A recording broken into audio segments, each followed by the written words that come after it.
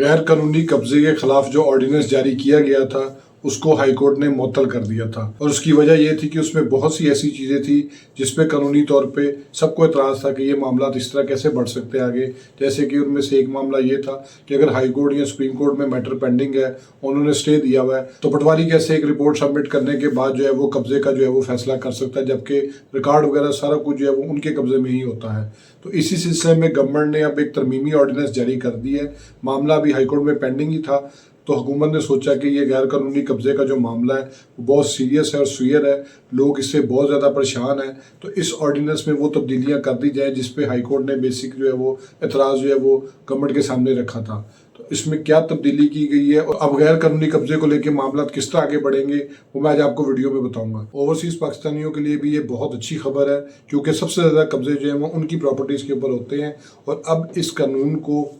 جب وہ امپلیمنٹ کیا گیا ہے آرڈیننس کی فارم میں، جو کہ ایک سیکنڈ آرڈیننس ہے، ان کو بھی جو ہے وہ سب سے زیادہ اس چیز سے جو ہے وہ فائدہ ہونے جا رہا ہے، اور اب ان کو کسی بھی قسم کی کوئی رکاوٹ پیش نہیں آئے گی اگر ان کی پراپرٹی کے اوپر جو ہے وہ قبضہ آ جاتا ہے۔ اپنی ویڈیو شروع کرنے سے پہلے میں آپ سے ریکویسٹ کروں گا میرے فیس بک پیج کو لائک کریں، یوٹیوب چینل کو سبسکرائب کریں۔ دوسرا میری آپ سے ریکویسٹ ہے کہ اگر میری ویڈیو سے آپ کے لیے میں کوئی اضافہ ہوتا ہے لائک کر دیا کریں، کمنٹ کر دیا کریں، شیئر کر دیا کریں۔ اور تیسرا یہ کہ اگر آپ کو وہ ترمیمی آرڈیننس چاہیے تو نیچے ڈسکرپشن میں میرا واٹس ایپ چینل آ رہا ہے، وہاں پہ لنک پہ کلک کر کے وہاں پہ جو ہے وہ کاپی دیکھ سکتا ہے، کیونکہ میں سارے ڈاکومنٹس جو ہے وہ اسی چینل پہ جو ہے وہ اپلوڈ کرتا ہوں۔ تو اب آئیے گا دوسرے ٹاپک کی طرف کہ گورنمنٹ نے آخر جو ہے وہ تبدیلیاں کی ہیں جو آرڈیننس کے اندر، وہ اس میں کیا کیا چیز شامل ہے۔ تو پہلے جس طرح جو ہے وہ ڈسپیوٹ ریزولوشن کمیٹیاں بنائی گئی تھی پہلے آرڈیننس کے مطابق، اب ان کی جگہ پہ جو ہے وہ سیکورٹی کمیٹیز جو ہے وہ بنا دی گئی ہیں، جس میں وہ تمام لوگ شامل ہیں جو کہ پہلے بیسیکلی اے ڈی آر کا حصہ تھے، لیکن ان کے پاس جو ہے وہ کوئی انہوں نے پاورز نہیں چھوڑی کہ وہ اپنی کوئی پاور انڈیپینڈنٹلی ایکسرسائز کر سکیں۔ اس کا پروسیجر وہ کس طریقے سے فالو کریں گے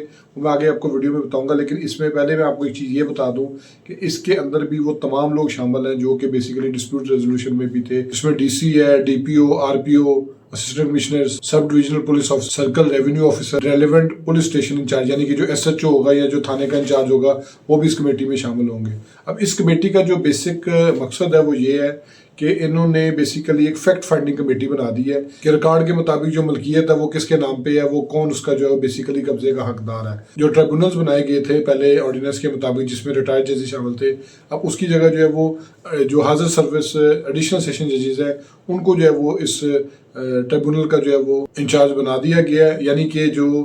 ٹریبونلز ہیں وہ اسکروٹی کمیٹی کے فیصلے کے مطابق چلیں گی۔ اب اسکروٹی کمیٹی کے پاس جو پاورز ہیں وہ یہ ہے کہ انہوں نے ویریفائی کرنا ہے کہ ٹائٹل کس کا ہے، کس کے پاس قبضہ ہے، کس کے پاس نہیں ہے۔ انہوں نے بیسیکلی جو اپنی ایک رپورٹ ہے یا فیکٹ فائنڈنگ رپورٹ ہے وہ مرتب کرنی ہے، لیکن وہ تب تک کوئی کارروائی نہیں کر سکیں گے جب تک ٹریبونل کے پاس جو درخواست دائر کی جائے گی وہ اس کو ود ان 3 days جو ہے وہ کمیٹی کے اسکروٹی کمیٹی کے پاس جو ہے وہ سپرد نہیں کر دیتے، اور اس کے بعد جیسے ہی وہ اسکروٹی کمیٹی کے پاس وہ معاملہ جائے گا جو کہ بیسیکلی ٹریبونل نے فارورڈ کیا ہوگا، جس میں ایڈیشنل سیشن ججز شامل ہیں یعنی کہ کورٹ آف سیشن کے جو ججز ہیں وہ لوگ بیچ میں شامل ہیں، تو اس کے 30 days کے اندر اسکروٹی کمیٹی وہ اس چیز کا فیصلہ کرے گی کہ جی اس کی ملکیت کس کی ہے، کون اس کے اندر قابض ہے، کس کا حصہ، کس کا جو ہے وہ ملکیت کا رائٹ بنتا ہے، کس کا جو ہے وہ قبضے کا رائٹ بنتا ہے۔ وہ ساری چیزیں جو ہے وہ ایک رپورٹ کی فارم میں جو ہے وہ مرتب کریں گے۔ اس کے بعد جو انویسٹیگیٹو رپورٹ ہوگی وہ ٹریبونل کو جو ہے وہ فارورڈ کر دی جائے گی۔ اس کا ٹائم پیریڈ چونکہ 30 days ہے، تو اس 30 days کے اندر جب بھی وہ رپورٹ جو ہے وہ مرتب کر کے ٹریبونل کو بھیجیں گے،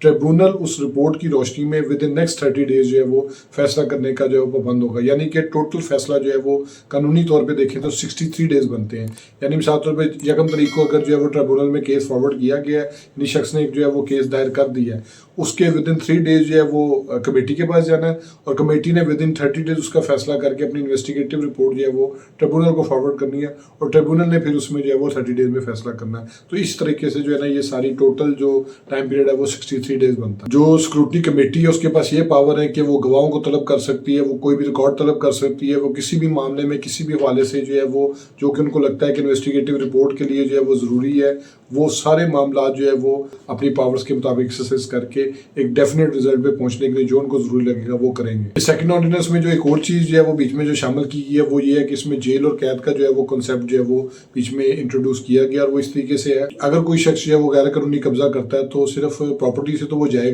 گا، اس کو 5 سال کم از کم اور 10 سال تک اس کو جو ہے وہ سزا بھی ہو سکتی ہے۔ اسی طرح اگر اس کے اوپر جو ہے یہ ناجائز قبضے کا جو معاملہ ہے وہ اسٹیبلش ہو جاتا ہے تو پھر اس کو 1 کروڑ روپے تک جو ہے وہ فائن بھی किया जा सकता है। लेकिन इसके साथ साथ इन्होंने एक और चीज़ भी कर दी है कि अगर कोई शख्स जो है वो जाली कंप्लेंट करता है तो उसमें जो उसकी सजा है वो 5 साल तक है। इसी तरह जो फाइन के साथ जो उसकी फाइन की अमाउंट होगी वो भी 5 लाख रुपए तक उसको की जा सकती है। और इसमें एक और चीज़ भी है कि जैसे ही ट्रिब्यूनल का कोई फैसला आएगा वो उसको फाइनलाइज करेंगे तो उसके विद इन 24 आवर्स जो है वो उस फैसले पे अमल दरामद किया जाएगा और जो शख्स भी गैर कानूनी तौर पे प्रॉपर्टी पे काबिज है उसको उस कब्जे से महरूम कर दिया जाएगा। होप्स आपको ये वीडियो पसंद आई होगी। मेरे फेसबुक पेज को लाइक करें, यूट्यूब चैनल को सब्सक्राइब करें ताकि लीगल टॉपिक्स रिलेटेड इस तरह एडवाइस मैं आपसे शेयर करता रहूँ। Thank you for watching.